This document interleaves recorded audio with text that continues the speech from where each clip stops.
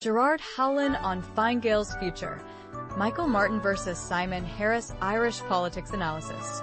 Imagine a leader who commands more credibility than the one currently perceived as Fine Gael's figurehead. That's the reality facing the party now.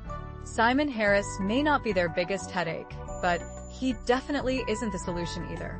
Recent polls paint a grim picture. Fine Gael hitting historic lows of around 16–17%. Yet the political landscape has shifted. These unpopularity ratings might matter less than they once did, especially given the party's resilience. After 3 disastrous election campaigns, Fine Gael is set to outlast even Fianna Fáil's longest run in government. Here's the twist. Outlasting Fianna Fáil's lengthy dominance is a sort of bittersweet victory. It's a sign of endurance, yes, but also highlights Fine Gael's struggle to define itself. Micheál Martin, of Fianna Fáil, seems more credible in the eyes of many Fine Gael voters, even as the two parties drift closer into an interchangeable muddle. If they can maintain roughly 40% of the vote combined, a new broad coalition remains a real possibility. Amidst their electoral struggles, Fine Gael might still find a chance to govern after the next election, though their reputation is certainly battered. The rivalry with Fianna Fáil has always been a defining element for Fine Gael, rooted in nearly a century of opposition, pride, and conflict. Now, that proud stance feels increasingly fragile.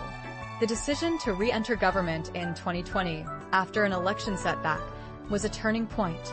It was the moment they could have reclaimed their identity and strength, but instead, they chose to stay in power, losing some of their distinctiveness along the way. Leo Varadkar could have led a strong opposition push, but he lacked the drive, and Simon Harris's political future was tied to government, not opposition. Meanwhile, the political scene itself has shifted.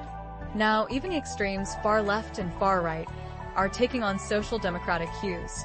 The traditional center-right, which once defined Fine Gael, has diminished, leaving the party with fewer allies.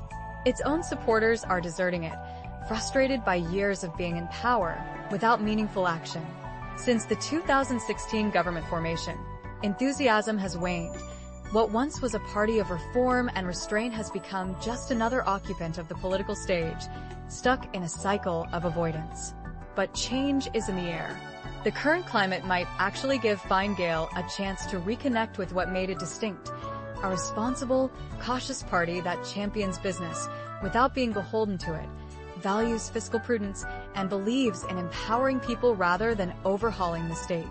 The recent bust-up over a tourist tax in Dublin, an issue that should have been an opportunity, exposed the party's reactive nature and aversion to tough challenges. Fine Gael's energy, once bubbling with fresh ideas, has fizzled out with the fallout from deal-making and poor polling. Now's the time for rediscovery, reclaiming the moderate, pragmatic identity it once held, even if just as a part of its DNA. That means moving away from being a party that merely exists to keep the government afloat, toward one that clarifies what it stands for. In a fragmented political world where victory and defeat often look alike, the real question isn't just about votes. It's about relevance. What is Fine Gael for beyond winning elections? Rebuilding that sense of purpose, of being more than just a place for political survival, might be the stark choice the party needs right now.